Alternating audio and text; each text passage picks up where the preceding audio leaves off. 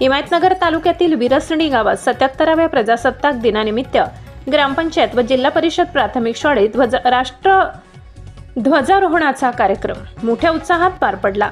आज जिल्हा परिषद प्राथमिक शाळा विरसणी येथे प्रजासत्ताक दिनानिमित्त विविध देशभक्तीपर कार्यक्रमांचे आयोजन करण्यात आले। यावेळी शाळेत तसेच ग्रामपंचायत कार्यालयात राष्ट्रध्वज फडकवून ध्वजवंदन करण्यात आले।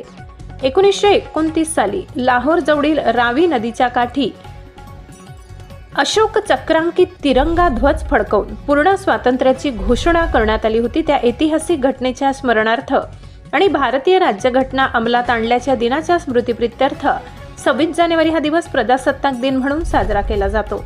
या दिवशी देशभरात राष्ट्रध्वजारोहण करून संविधान व राष्ट्राला वंदन करण्यात येते।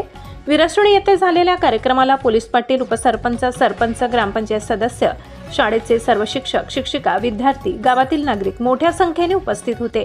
संपूर्ण कार्यक्रम आनंदी व देशभक्तीपूर्ण वातावरणात पार पडला। महाराष्ट्र क्रांती न्यूजसाठी प्रतिनिधी YD येणेकर, हिमायतनगर। अशाच नवनवीन बातम्या पाहण्यासाठी आमच्या महाराष्ट्र क्रांती न्यूज या YouTube चॅनलला लाईक करा, सबस्क्राईब करा आणि बेल आयकॉनला प्रेस करा।